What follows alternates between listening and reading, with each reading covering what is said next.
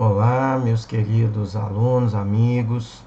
Hoje, nessa videoaula, nós vamos tratar um pouquinho de um tema importante, atual, recorrente, prometido para os vestibulares desse ano de 2020, que é exatamente o capitalismo de desastre. E nós pegamos a referência desse tema na obra de Naomi Klein, que publicou um livro aí há 3 anos atrás. E a partir das reflexões da Naomi Klein, nós vamos estabelecer alguns parâmetros importantes para quem vai fazer provas e mesmo quem não vai fazer as provas de vestibular e de Enem, mas que quer levantar alguma perspectiva em relação à proposta capitalista, à ascensão do capitalismo, consequentemente utilizando, segundo a Naomi Klein, dos desastres, inclusive ambientais e impactos, para se dar bem, entre aspas, né? Para promover ganhos. E é exatamente essa a temática da nossa videoaula, e eu espero que vocês gostem desde já, né? Então, a obra dela aí foi publicada em 2000, né? Aliás, mais tempo, né, do que eu tinha dito. E ela vai falar sobre a questão aí das tiranias das marcas, né, em um planeta vendido. Explora então essa ideia do capitalismo que passou a dominar a China, a Rússia, da China ao Iraque, da África ao sul do Canadá, e consequentemente aproveitando-se de desastres, de questões ambientais ou mesmo de desastres da natureza para criar mecanismos de lucro, criar mecanismos de extensão ou para simplesmente aproveitar dessas questões como agora da pandemia para enriquecer, para impor uma pauta de mercado em detrimento das questões humanas, né? O livro, então, da Naomi, ele vai contrapor a teoria, né, de que o capitalismo irrestrito e a democracia de sucesso andam de mãos dadas, né? Então ela vai dizer que teve ao Iraque, inicialmente nessa obra ela vai falar que teve no Iraque, ainda quando da ocupação, né? E percebeu que havia ali uma interseção entre o choque e o espanto da invasão. O que ela quer dizer disso? Ela vai dizer que foi criada então as bases psicológicas, né, para a extrema reforma do país, executada por Paul Bremer, que era ali o enviado do Bush para o Iraque pós a invasão. Então, naquele primeiro verão, a terapia de choque então implantada, né, saiu pela culatra no Iraque, e por terapia de choque a Klein vai dizer que é ali as políticas econômicas implantadas, né? E muitos iraquianos então passaram a questionar esses fenômenos e eles perceberam que o impacto advindo dessa invasão impactou em desemprego, em políticas econômicas que geraram mais fome, mais miséria, né? O setor público passou aí por um certo desmantelamento, né? O exército também, por consequência, foi desmantelado. A abertura, né, do país, né, para esse livre mercado irrestrito. Então, os iraquianos passaram então a observar e questionaram que a maneira de abrir o mercado iraquiano foi injusta, né? E impactou de modo negativo a vida deles e também a sua cultura, né? A abertura então foi precedida por uma espécie de pilhagem, né, segundo os próprios iraquianos, segundo a Naomi narra no livro dela. Então Naomi conta que quando usou a frase do capitalismo de desastre pela primeira vez, foi quando ela descobriu lá no Sri Lanka, por volta daquele terrível tsunami, né, que aconteceu na Ásia, ela percebeu que pós-tsunami aconteceu mecanismos muito parecidos com aqueles que ela já tinha observado no Iraque e que depois também ela notou que foi repetir lá na passada pelo o Katrina, né, na região de Nova Orleans, nos Estados Unidos. Então ela destaca aqui, né, que o governo então começou a pressionar a partir, né, do Sri Lanka ali, a partir da tsunami. O governo então começou a pressionar por uma pauta muito impopular, né, de privatizações da água, privatização da eletricidade, que na verdade essas pautas já tinham sido combatidas e negadas e não aceitas pela população no Sri Lanka alguns poucos anos antes do tsunami. Mas aí aproveitaram o tsunami aproveitaram a devastação, aproveitaram os diversos problemas que ali tiveram, para implantar então uma pauta totalmente impopular, visando em privatizações e o ganho, né, desse capitalismo tacanho, que vai sempre explorar, né, sobretudo, momentos graves, terríveis, para impor ainda mais uma pauta de exploração, de fome, de miséria, em que alguns vão ganhar muitos bilhões em detrimento de vidas, em detrimento de crianças, em detrimento de populações que vão passar por extrema pobreza, miséria, fome, morte, uma saúde precária, né? Sem contar que uma condição de vida extremamente terrível em razão da devastação. E aqui eu chamo a atenção, fiz até um asterisco, você pode acompanhar aí no slide, fiz um asterisco para notar aqui também no Brasil, né? Quando o nosso ministro aí do atual governo vai falar naquela famosa reunião de 22 de abril, em que ele fala na reunião aproveitar a pauta da pandemia, que está todo mundo distraído, a mídia está só noticiando a pandemia do novo coronavírus, e vamos aproveitar para passar a boiada, ou seja, aprovar pautas, né, extremamente negativas para o meio ambiente, aprovar leis que garantem impactos ambientais sem que as pessoas pudessem perceber, aprovar leis e medidas, né, totalmente favoráveis a essa devastação ambiental que atendem ao interesse tacanho de grandes empresas, do agronegócio também, inclusive, né, de multinacionais, aprovando essa pauta, ou seja, vão passar a boiada enquanto está todo mundo entretido com a questão do novo coronavírus. E nós vimos que essa pauta ambiental está extremamente em alta, a ponto que o mundo todo está questionando as ações criminosas, né, praticadas aqui no Brasil, de negligência em relação aos índios, aos quilombolas, a maneira como o próprio presidente se referiu ao quilombola, falando que o mais magro lá pesava 7 arrobas, né, relacionando a pessoa, o quilombola, né, o negro, com gado, né, que a gente calcula quilo de gado em arrobas, né, então uma maneira depreciativa, preconceituosa também, né.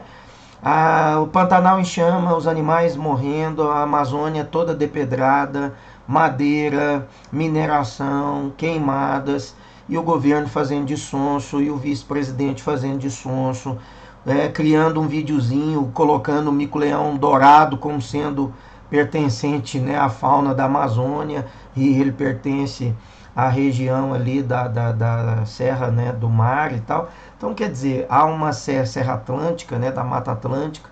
Então, quer dizer, há uma série de atrocidades praticadas no Brasil, exatamente por conta de um ministro que se propôs exatamente fazer isso. Entrou no cargo para aprovar tudo aquilo que era necessário ao interesse econômico de grandes grupos. Ele, por decreto, ele foi lá, alterou a proteção, né, de mangues e de restingas, para abrir setor hoteleiro, a exploração, assim como aconteceu em Nova Orleans, assim como aconteceu em outras áreas, aproveitando os processos de calamidade pública, como reflete aqui a Naomi. E isso é um tema muito sério, né, gente? Um tema muito sério. Então, esse capitalismo de desastre, ela usou para descrever o que estava acontecendo no mundo, vendo ao seu redor, porque estava claro que esse desastre estava sendo usado para promover uma visão radical de mercado totalmente restrito, uma visão de privatização, uma visão de lucro, uma visão de invasão ambiental, como por exemplo aqui no Brasil liberar áreas de restingas, áreas de mangues para abrir setor hoteleiro, para exploração turística, para exploração econômica, né? A questão do Pantanal, a questão da Amazônia, todas as negligências, né? O corte de fiscalização, o tanto que se desmatou no Brasil durante a pandemia, aproveitando a frágil fiscalização que não aconteceu. Tudo isso não sou eu que estou dizendo, gente. As reportagens, os sites, os vários, né, satélites, as várias imagens de satélites coletadas antes da pandemia e pós a pandemia provam tudo isso que eu estou dizendo. Tem vasto material, né, no noticiário, nos canais abertos, fechados, em sites, em grupos, no próprio INPE. O governo demitiu o presidente do INPE exatamente porque estava, né, o Galvão, exatamente, o Ricardo Galvão, exatamente porque estava mostrando os dados, né, da calamidade ambiental que o Brasil estava passando, em razão desse interesse tacanho do lucro, né, do ganho, da exploração ambiental em detrimento, né, do prejuízo de vidas, prejuízo de animais, de florestas. E isso é muito grave. e é essa, entre outras, as reflexões que a Naomi Klein vai fazer no seu livro e que são temas importantes para esse ano, porque a pauta ambiental esse ano é uma pauta importante, nós já sabemos por quê, né? O Bush, né, o George Bush, não tentou então fazer muito segredo com relação ao interesse dele naquela época, né, de 2000, quando ele anunciou a reconstrução da costa do Golfo para transformá-la numa zona franca, livre de impostos, livre de comércio, mostrando de fato a operacionalização, a canalização de bilhões para construir, né, grandes retornos bilionários econômicos para grandes grupos, né, para satisfazer esse interesse de mercado do capitalismo em detrimento de vida, em prejuízo de questões ambientais, explorando os desastres e a dor de muitas famílias e pessoas para poder ganhar muitos bilhões, né, de dólares. Então, de acordo com a Naomi, né, o Friedman, que é um dos grandes representantes aí da escola de Chicago, né, economista, ele se propôs a fazer grande divulgação dessa linha, dessa ideologia de mercado. Foi também assim extremamente perspicaz na maneira como ele atingiu boa parte do mundo, sobretudo dos jovens, né? Aqui, inclusive na América Latina, totalmente voltado para os interesses de Wall Street, né? Por seus próprios projetos e negócios. A Universidade de Chicago, então, segundo a Naomi, foi usada, né, como forte ferramenta dessa política externa dos Estados Unidos, e por isso então que ela concentrou algumas reflexões críticas em cima do Friedman e da Universidade de Chicago, porque entre as décadas de 50 e 60 usou forte estratégia, né, no Departamento de Estado dos Estados Unidos para tentar então desafiar a ascensão do nacionalismo econômico do mundo em desenvolvimento, principalmente aqui na América Latina, né? Uma mudança para a esquerda, segundo ela, na América Latina, que pudesse ameaçar esse interesse tacanho desse grupo, desse Wall Street, dessa grande camada, né, do capital externo mundial que ganha bilhões e que não quer de maneira nenhuma o crescimento da esquerda. E é por isso que a gente vai justificar tanto combate em mídia, em publicidade, em rede social, em fake news contra a esquerda, distorções, mentiras que se apontam à esquerda, o quanto que a esquerda foi demonizada, o tanto que o comunismo, né, porque não sabe nem o que é comunismo no termo conceitual de ser, e ficam atribuindo comunismo para países que têm Estado chefiando a economia, o que não é comunismo, né? Então, uma série de distorções, uma campanha extremamente massiva, difamatória, né, da esquerda, de pautas progressistas que foram reduzidas, e a extrema-direita, o extremo-direita e, sobretudo, a direita neoliberal, que ganhou força no mundo, com pautas de exploração nas questões trabalhistas, ambientais, com pautas desumanas, né, com questões cada vez mais ofensivas à dignidade, né, das pessoas humanas, em prejuízo, né, dessas pessoas, para que o interesse do lucro tacanho, exploratório, pudesse satisfazer os bilhões, né, de retorno para esses cofres das grandes empresas e desses grandes centros que promoveram essas ideologias, né, neoliberais de mercado e também de extrema direita, né? Então, qualquer um, né, ela cita, por exemplo, a caso da Argentina, né, que foi logo neutralizada, né, essa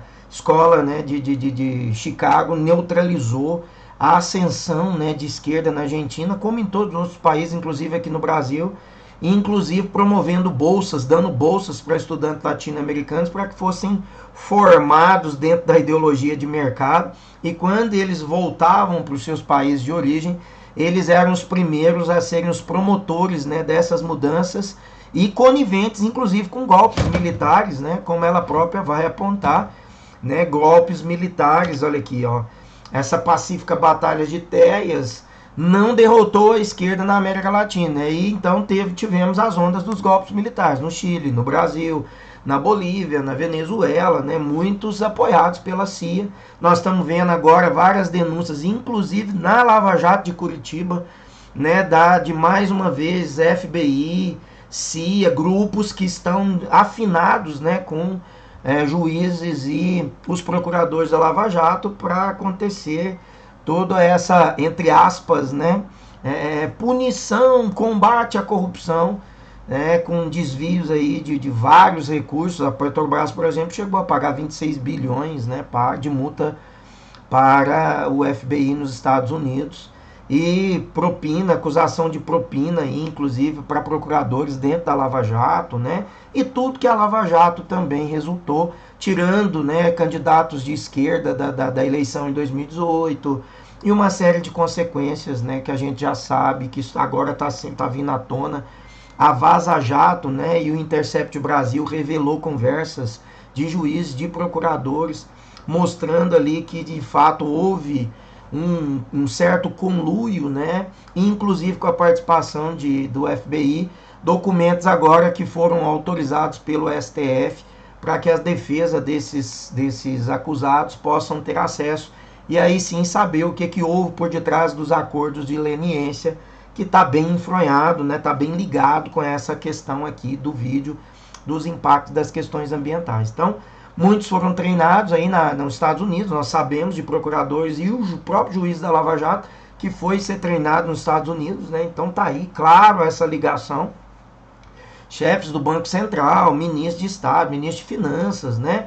Então tudo isso, olha, no controle desse país por meios repressivos, incluindo a tortura, que nós sabemos de várias notícias de tortura no Brasil e nos outros países que eu já citei aqui agora há pouco. Então a Naomi Klein, ela vai dizer que em Nova Orleans hoje tem imensos empreendimentos, né, imobiliários, deixa claro que essa reconstrução, né, como que isso foi feita, a liberação de bilhões de recursos, né, para a reconstrução dessas áreas, atendendo as empreiteiras, atendendo ao capital, né, dessas grandes empresas, desses grandes dominantes do lucro, né, do interesse de mercado, né, a negligência. Olha, a tragédia em parte foi criada por 25 anos de negligência da esfera pública, pela cultura da negligência, que permitiu então que os diques rompessem e que depois fossem liberados, como ela mesma vai dizer na obra, né, bilhões, né, para a reconstrução daquilo que, segundo ela, foi facilitado para que acontecesse os rompes dos diques e toda aquela tragédia que aconteceu em Nova Orleans e, consequentemente, a reconstrução através da liberação de bilhões, né, para que fossem reconstruídos. Então, ela vai falar aqui, né, que ser uma concha oca, né, administrada por empreiteiros que pareciam não encontrar o Superdome por dias, quer dizer, durante muito tempo não encontraram aquele super abrigo para que pudessem colocar as famílias. O Superdome é o ginásio que foi usado, né, para abrigar as pessoas, mas levaram algum tempo para encontrar esse Superdome, enquanto isso a exploração econômica correu solta, segundo denúncia da Naomi. Então, aqui, gente, nós temos uma ideia de como o desastre, né, foi criado e como que ela dissemina essa ideologia da exploração do lucro, né, aproveitando pandemias, aproveitando desastres ambientais, aproveitando o interesse ambiental. Aqui no Brasil, mais uma vez, né, o tema aqui está muito voltado para os rompimentos de barragens, né, das barragens, como aconteceu da Samar, como aconteceu de outros grupos, né, em Mariana, em Otim e tal. Então, todos esses impactos ambientais em razão da exploração da mineração em Minas, a Amazônia com madeira, mineração e a queimada, Pantanal com queimada, a exploração onde era floresta, onde era mata, onde era área de proteção ambiental. Hoje nós temos pasto, hoje nós temos lavoura, segundo denúncia dos próprias fotos do INPE, né? As restingas que foram liberadas, né? O ministro liberou entrar nas restingas, liberou entrar nos manguezais. Então mostra aí todos os oportunismos econômicos aproveitando pandemia, liberações ou aprovações de leis trabalhistas que tiraram direito, que flexibilizaram direitos, né? Então mudanças, essas flexibilizações. Então, ou seja, gente, o que a Naomi vem trazer para nós enquanto reflexão e que é importante a gente fazer para concluir esse vídeo?